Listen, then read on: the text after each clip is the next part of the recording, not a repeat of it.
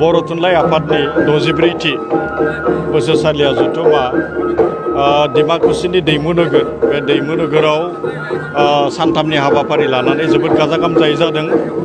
दिनै गेवलां मेल आरो बे गेवलां मेलाव जिहेतु जों बर' थुनलाइखौ गासैबो मोजां मोनो। आंबो सासे बर' सुबुं हिसाबै जोंहा बर' राव बर' थुनलाइ बर' माहारिखौ जौगाहोनायनि जिहेतु मोनसे बिबान दोङो बै हिसाबै आं दिनै बेवहाय जि जोबथि सान बे जोबथि सानाव बाहागो लाफैदों। आं दाखालिबो फैदोंमोन। दाखालि खेबसे फैनानै आं बेनि गासै जिखिनि एरेन्जमेन्ट बे एरेन्जमेन्टखौ खेबसे नायनानै थांदों। दाखालि आं फैनानै जेरैबायदि नुदों आरो दिनै जेरैबायदि नुबाय दा बेवहाय जोबोद फारागथिखौ नुनो मोनदों। बै सानखालि सुबुं गैयामोन, मानसि गैयामोन, नाथाय दिनै बेवहाय रोजा रोजा सुबुङा बाहागो लादों।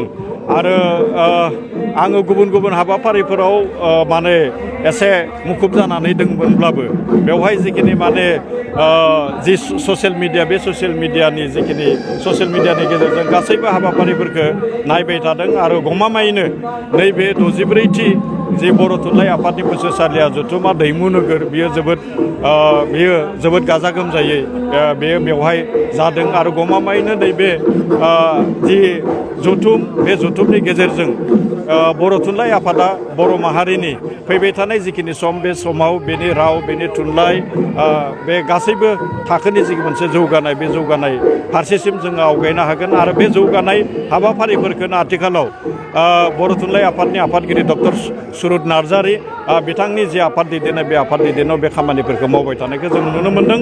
बेयो गमामायैनो जोंनि थाखाय गोजोनथाव आरो बर' हारिया बिदिनो जोङो मोनसे थाखोनिफ्राय गुबुन मोनसे थाखोसिम जोङो आवगायलांबाय थानो हागोन आरो हादों।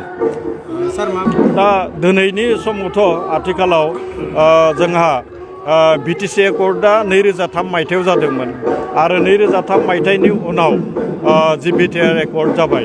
दा 2003 मायथाइनि बिटिसि एकर्डनि उनाव बेहा जिहेतु गावहानो मोनसे एसेमब्लि दोङो, गावहानो मोनसे आयेन आफाद दोङो। दा बे आयेन आफाद हिसाबै बेहा मोनसे मा होनना बुंदों खान्थि, बे खान्थिजों बियो सोलियो।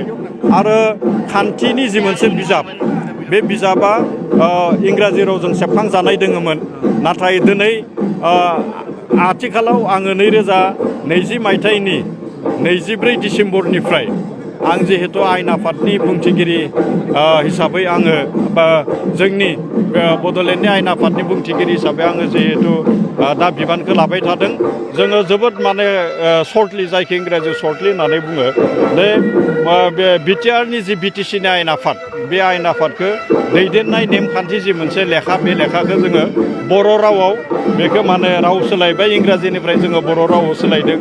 आरो गमामायैनो बियो जोंनि थाखाय जोंनि बिटिआरनि बिटिसिनि जि मोनसे आयेन आफाद बे आयेन आफादनि थाखाय मोनसे गोनांथि मोनसे सिद्धान्त बा गोनांथि मोनसे ग्रन्थ।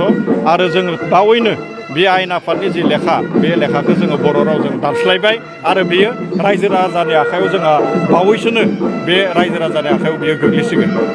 सार नैबे समाव मोनसे बाथ्रा बेनि सायाव जों सावरायबाय दं आरो आङो हानायसिम जोंनि बिटिआरनि जि बिटिसि आयेन आफाद बेवहाय बर' रावजोंनो जोङो बांसिन सोलियो। बेवहाय जिहेतु दासिमबो बे मोनसे फुल पेजेड आयेन आफाद हिसाबै जानो एसे आद्रा दंबावो।